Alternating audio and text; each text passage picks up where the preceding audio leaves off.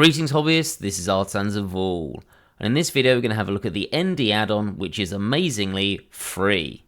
So in this video I'm going to do a modelling example using the ND add-on. I'm not going to be able to cover all of the functions here, because there's a lot of them, like more than 50. But this is an incredibly impressive tool set, something akin to what you'd normally find on a paid-for add-on like HardOps. Now I'm not saying it's got every function HardOps has, it really doesn't, but what it has got is absolutely amazing. So let's start with where we can get this. Now if you're using Blender 4.1, you can get this from Gumroad. It is free, all you do is type in 0 and you'll get it free, though I would suggest maybe adding an amount here to give some money to Huge Menace, who have obviously done a huge amount of work on this, and then you'll install it as normal. I'll also say I'm not doing a tutorial on this for every single function because they've got a really good set of videos going through all of the functions. I'll put a link to the first one in the description of this video, but honestly they're great. Now if you're using Blender 4.2, it's even less effort than that. Go to Edit and Preferences, come down to your extensions, make sure you're on add-ons, and just type in ND, and then you'll have this. Now you'll have to click Install, it'll install itself, and then you can click this tick box to activate it. Now while doing this, there are a few settings that you probably want to look at. Now most of this will set up fine, but I'm going to do a couple of things different. I normally wouldn't do this, but some of these shortcuts just don't work for me. And that is to use the fast menu, which is just here, and it sort of predicts what you're likely to be doing, is normally just F. Now I have F as the focus key for using machine tools, so I've changed that to Shift F. And then you also want to do the same thing for object mode so you can use it in both. I'm not sure if I'm going to stick with that Shift F. I might go for something like W because I don't really use the W key very much in the future, but that's probably the one that you're going to want to look at is if you're going to do F. The other thing is to bring up the whole menu is just Shift and 2. And again, that feels slightly long-winded, but still it's definitely a benefit to have everything there where your left hand normally is. So we're going to make a sort of lightsaber thing. So I'm just going to delete that out. You can see what I'm pressing in the bottom right hand corner, and we're just going to start with actually tracing the outline of this. Now you don't have to start like this. You could easily just do this with a normal Shift and A and bring in some sort of shape. But I'm going to press Shift and F to bring up this predictive option, and that will add things like add a cube or add a plane, or if you want something more complex, you've got other options here. I'm going to click a single vertex, and it's automatically gone into edit mode. So I can just, let's say, extrude this out. Let's go to about there, let's E and then Z that up so it's nice and flat. We could also hold down Control and just right click, so up to you what you want to do, but I'm just going to do something like, I don't know, there, and then just to make sure these are all lined up, I'm going to press Alt and A and use the Align feature from Machine. Now looking at this, actually let's just G and Z that up. So this is going to be the basic outline of my lightsaber, and first thing we need to do is we need to actually sort this out because it's not going to be a manifold object. So Shift and F, and it's predicted that we want to make this manifold. There we go, it's now a manifold object. Great. Let's go into object mode. We've got this basic outline. Okay, let's carry on with predictive. Let's see how well it can do. Do note that you've got Shift and 2 if you want all of the menus here, but let's Shift and F, and yep, we want to add a screw modifier. So let's add a screw modifier, and you can see we get this menu. Now I can use this by moving left and right, scrolling up and down, and you can see that you've got several options here, and they underneath tell you what you're going to be doing. For example, we can use an angle so it doesn't go all the way round, we can do offsets, affect the axes and things like that. I'm not going to bother with any of these, I just want to up my segments, and I'm actually going to go for 256, and you'll notice I can just type that in because I'm working on the segments. That will work, and you can note that you can press X to reset. I'm going to hit enter, and we've got the start of my lightsaber. Now if we want to, we could come and edit some of these. So let's go into vertex mode. I am using machine tools for this. I should also say that here we can see that this has added a modifier, and because we didn't use the offset, we've kind of got this blank offset. I kind of wish it would delete that, but that's fine. I'm guessing it's part of the function. So let's go into vertex mode. I'm actually going to hide this so we can just see this, and I'm going to click that vertex. Let's Shift and F, and oh look, we can bevel our vertex. So I can change the width, and if I want to change the segments, this is one thing that I don't quite like. I'd like to just be able to scroll up and it changes the segments, whereas this is going to scroll up and change the width because it's on the width function. But we do just click the Alt button to then up our segments and then let go of it, and it stops doing it and moves back to the width. So it's just something to get used to. I do like the fact that this doesn't have a lot of weird shortcuts. They generally try to be the Alt, Shift or Control buttons. It would be nice if there was a way, and I don't know if there is, you have to hold down Alt to keep it onto Alt, or hold down Control to keep it on profile. It might be nice if there was a way just to press it once and then it stays on it, and then you press Shift to go back into width. Maybe you can do that in the options. I'll need to have a look at that. Anyway, click to confirm. Let's do the same thing here. So Shift F, we want to vertex bevel that one as well. And again, here's another thing that I'd like. It would be cool if it kept with what the previous settings were that you've just used. And then if you press X, it got rid of them. That would be really nice, but it doesn't at this point. Maybe that'll be something that will come. So I'm just going to Alt and then again up that to 32. So really smooth, probably smoother than we need. And then we can just drag that to about there, and then let's go into object mode, and you can see that this has added bevel modifiers to our object. So this is still a non-destructive workflow. Obviously, probably should have said this in the beginning, but I'm pretty sure that's what ND stands for. So I can change the amount still if I want to on that vertex. So this is all things that we can edit. Let's bring that screw modifier back. So we've got our lightsaber. Now, this might be not long enough, so let's go into vertex mode, just select those, and then G and Z up, so we've got that with a little bit more length. Yeah, not sure how long this needs to be. We can fiddle around with that. And then let's add some detailing. Now, we actually have quite a large panel here, so let's just do something with that. Let's add a little bit of, maybe an extra armor plate. So we're just going to go to Shift and F, and we want to make a panel. Now this gets really cool. Let's have a look at this. So panel, you'll notice we've instantly gone into edit mode. All of the modifiers have disappeared, and I can't actually get to the modifier panel while I'm doing this, but you'll notice they're all gone, and they seem to have effectively taken effect. We can still zoom in and out. Notice you can't use the scroll because, well, it might be used for something in the function, so control and then move in and out. And we can select all of these faces. So I'm going to click there and then just control click round and go to somewhere about there. Don't know. Let's go with that for now. Maybe I'll actually go a little bit further. So let's shift and then control click to there. And then I'm going to zoom out and we'll see what we're doing. So I'm going to press space to confirm. Then I can change my offset. Now this is going to have a bit of a weird functionality. You can see that here because of the last point. So maybe I don't want to do this. I'm just going to stick to there. And then I'm going to press space again. And we start adding some thickness. So I'm going to go to about there, I think. So we've got that. And now this is a new object. And importantly, if we come back to our main object, you can see it didn't permanently apply those modifiers. Everything is still non-destructive. So let's just S and Z that to make it not the entirety of the object.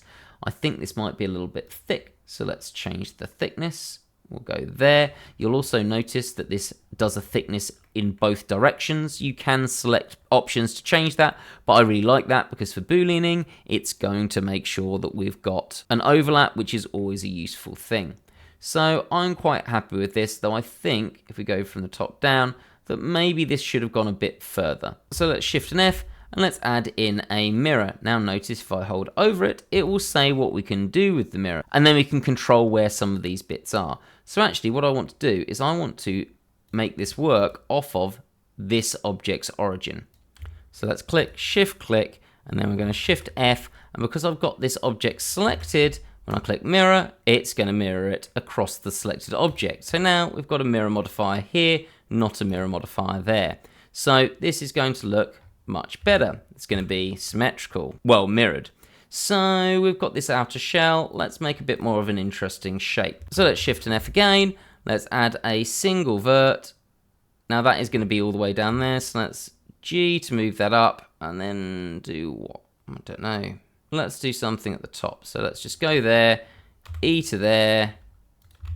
Let's put that in X-ray mode. E to there, and then Shift F, and then we're going to make manifold.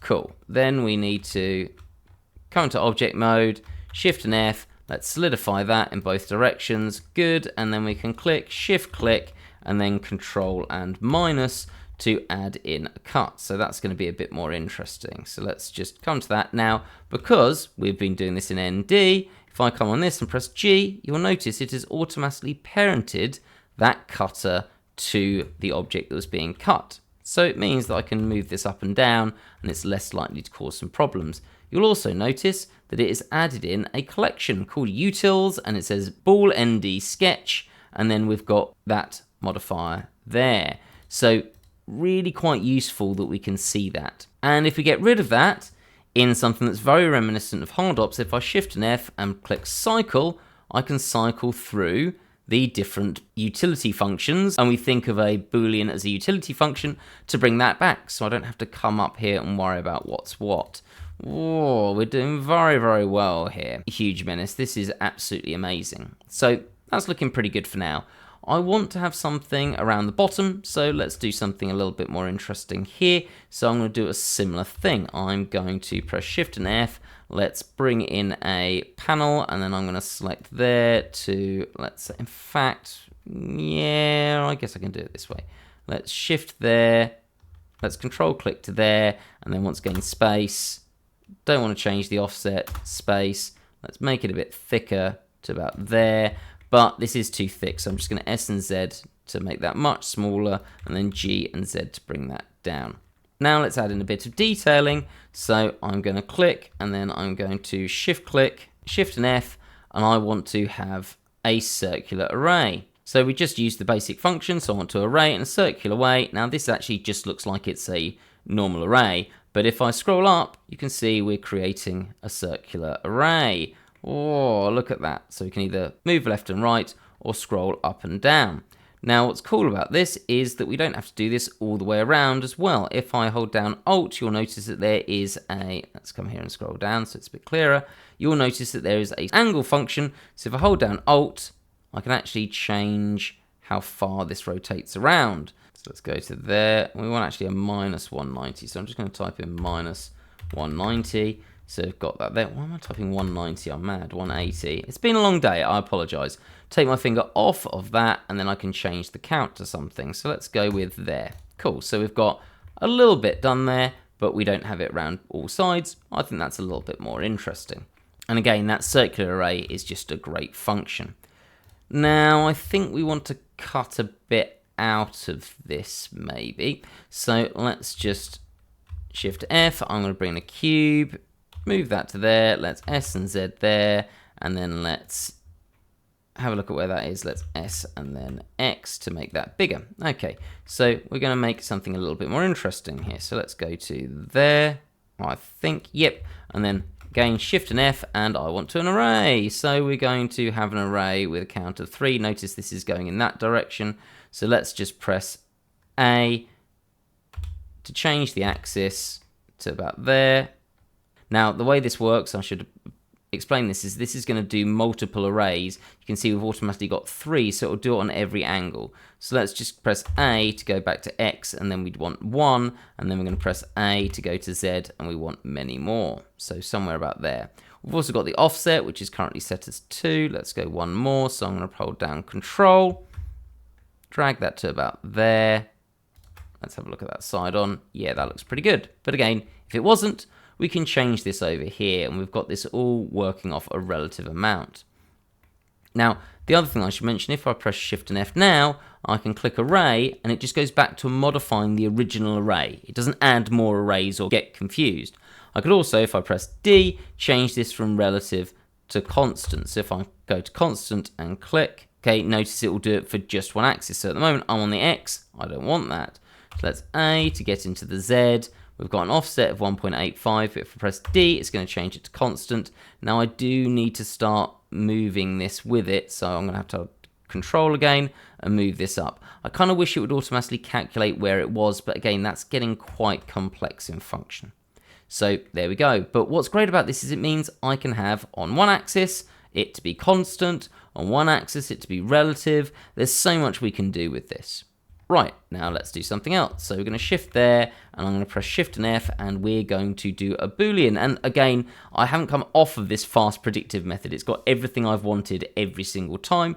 I want to do an inset. So at the moment, we've got this inset going on, And if I move backwards and forwards, I can change the thickness of this. Now this is a little bit laggy. It isn't the end of the world. I do think that hard ops and box cutter is a bit less laggy than this. So I just want to mention that just because, well, at some point there's going to be some just generic comparison between these two add-ons. And I might actually do a video on that if people are interested in it. Let's just click to confirm that. And then we've got this. So that's H to hide that. And we've got, well, just a bit more of an interesting texture. Okay, what else do we need? I think we need our version of a switch for this lightsaber. In fact, this looks a bit boring as well. So let's just do something here. So I'm going to shift an A, and then I'm just going to bring it in a cube. So we can just do this normally. And then that's S and then Y, or no, X to bring it more on the X. That's G to there, S and Z to, actually no, let's go with that. I think that looks okay. I'm going to control an A to apply the scale, and then we're just going to go to this edge here, and let's shift an F and do a bevel here. So I'm going to click edge bevel and just drag that across. And again, we've got loads of options if we want to use them. I can change this if I hold down Alt to change the segments. Like I said, I do wish the scroll was automatically just the segments on this. I wonder if there's a way to set that up in the preferences. So let's go to there. And we've got that confirmed, and it's automatically put in a bevel. It's also put in a world modifier, which is quite useful for solving certain problems. So they're really coming up with some really nice solutions here. Let me just explain why that's so cool. So if I just bring in a cube again, let's just bring that here, and let's just shift and D so I can show you this. So if I go to a normal edge, let's select those two edges, Control and B, and I'm going to press C to clamp overlap and scroll up. That was not using ND. If I come to this one, go into edge mode, select that edge, shift and F, and I'm going to use an edge bevel and go here. I can still, let's just change the width, I can still do a clamp overlap, and it's still C, so I can do that. And then let's Alt and change the number of segments, so we're going here. Right, so why is this world modifier cool? Right, this world modifier is awesome because if we look at this one, it was destructive, this was non-destructive, but being destructive, if I go to vertex mode and select this vertex here and press G, this has created two vertices on top of each other. Where the clamp overlap joined these two bevels together, we get this overlap, and that can cause you loads of problems if you want to do things later. For example, if I go to that face and press I to inset it, you can notice straight away that we get this problem. So this causes lots of issues. Now, it's not the worst thing to fix. If you've got machine tools, you'll just hit 3 and it's fixed that problem, so I can now do this, but it is an extra thing to worry about. Whereas this world modifier stops that being a problem. It means that this will effectively already have done a merge vertices, which me using 3 on machine tools has done. You could also do it with a normal standard merge vertices function.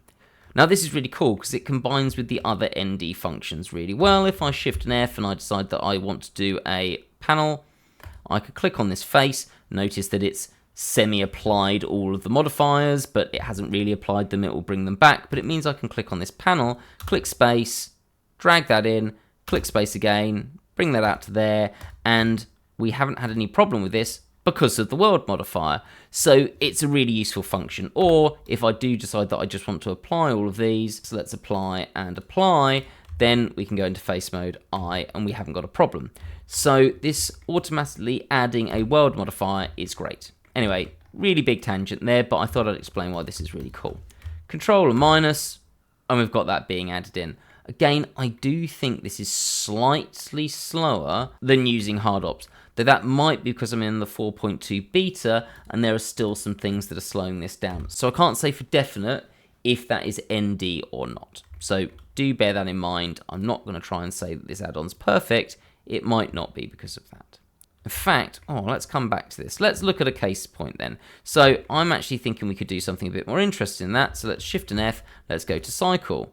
Let's scroll down, we've got this. Now, even though this is automatically being put as a wireframe, it's still all there. So if I shift an F, I couldn't actually do this. So I'm just going to press shift and 2 to bring all of my options, and I want to solidify this object. So let's go like that, and you'll notice this is now going to add just this additional bit, and we get this cool detailing. So finally, through a bit of a battle, I've found something that didn't automatically have the right option in the Shift and F functions. But you can see how good this is at predicting what you're likely to want to do. Right, this is looking pretty cool. Do I need much else? Well, I definitely need a switch. So let's do something with the switch. What am I going to do? I'm actually not going to have a switch as such. I'm going to bring it in a cylinder. Oh, actually, let's just delete that. We can Shift and F, and we can bring in something called a recon poly. Now, if I bring the radius up, we can go to, let's say, there. So let's scroll up. I'm going to press Alt to up the segments. Something like that. Let's go to, actually, let's just go to 128. Now, also I'm going to add something because this is just going to be a loop around the outside. So I'm going to hold Control, and we've got an inner radius. Now, again, I'm not 100% sure about this function. So this basically means that now the width is now the external width on this object. It's not the width from the center. I'm not sure how I feel about that. It kind of feels like I'm going to have to do some maths in my head, and I don't like maths. Well, I do like maths, but I don't like it when I'm just trying to relax and model. But I can just come back and then go to there. So let's go with that. Okay, somewhere about there. And then let's just G and Z that up. So this is going to be sort of like a loop. And the idea would be that you'd rotate this round to turn it on and off. So is that too big? Yes. So let's Shift and F. And then I'm going to go back to my recon poly. And I can still change this all around. So let's go to about there, and then I'm going to Shift and F, and I want to solidify this. Oh look, it's just there once again. Now I don't like the shading on this. We'll deal with that in a second. So let's click somewhere about there. Let's G and Z that up. Let's have a look. Now notice, because this is all modifiers, let's Shift and F. I can change the recon poly. Let's bring that a little bit thinner. I'm going to right click, and I'm going to click Shade Flat. Why are you not working? Don't like that. Okay, let's use Shade Auto Smooth. I dislike you and your existence. But do notice that we've got the positive in Blender 4.2 that this is now pinned to the end. So I guess that's something. Okay. Right, so we've got this here, and I want to make it easy to use. So let's just click Shift F, and we're going to do a panel. And once again, I'm going to select some panel points. I'm just going to do, I don't know, how wide do we want this to be? Somewhere there. Let's space, make that a bit smaller to about there.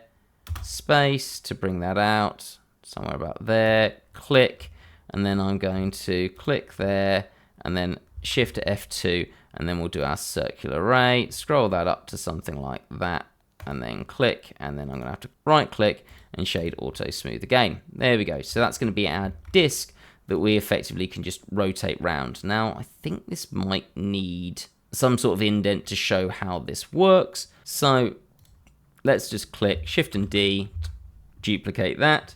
I can Shift F and then go to Solidify to change the solidify of it, make it a bit wider. Let's click there, Control and then minus. So we've got that cut out, but I don't want this cut out all the way to the depth that this one was, because I'm going to 3D print this. So I need it to be slightly less thick. So let's come here. Let's go into X-ray mode so we can see what we're doing. And I'm going to Shift and F. And once again, I'm going to recon poly. And we want to change the inner radius. So I'm going to hold down Control and just make the inner radius a little bit wider. So we're going to have a nice overlap. There we go. And then Shift and Z. And then we've got that there. So let's just H to hide that. Cool. Right, well, this is looking pretty good as a very quick lightsaber. Really easy to do, and hopefully that's shown off a lot of those really nice functions. Just to finish off, let's just add in some textures. So what we'll do is just separate these out. So let's Shift A, Mesh, and then bring in a cube. S to scale that up. G and then Z, and I'm going to go to, let's say there. In fact, let's G and Z that down to about there.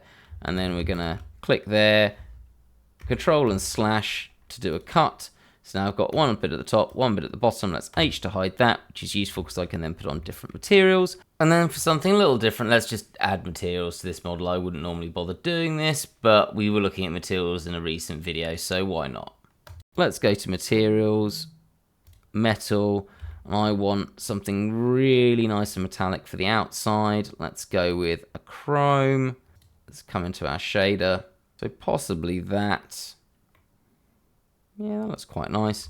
Let's go for something more metallic for the top. So let's go with a sort of steel or scratch steel. Yeah, that looks good for that scratched metal look. Maybe it's too scratched. Maybe we'll just go with some sort of steel and another steel for that. Yeah, that could work. And then we want a really bright silver for the top. And then we're just going to come to a plastic and rubber, and I want a shiny black for the rest of it. That's cool. And then let's go back to the metals, and then we'll go back to our shiny silver for this bit here. So there we go, a really sort of simple lightsaber, but I think you'll agree that has been a very, very effective example of just how good this add-on could be. It's very, very simple to use, and it can create some fantastic effects in very little time. And most importantly, and I want to say this again, it's free. Do let me know in the comments if you want to see some more examples of some projects with ND. Let me know if you're thinking of grabbing this from Gumroad or if you've already been playing around with this. And finally, I have no affiliation with Huge Menace, and I doubt they're actually ever going to see this or are even aware of the channel, but I just want to say how much I appreciate this add-on and the work that's obviously gone into it. You guys are absolutely awesome. And lastly, if you want this model so you can have a look at how all of these modifiers work or what's been done here, feel free to head over to the Patreon, where you can get these videos a week ahead of time, ad-free, and you really help to support the channel and keep it going. Have a great day, guys.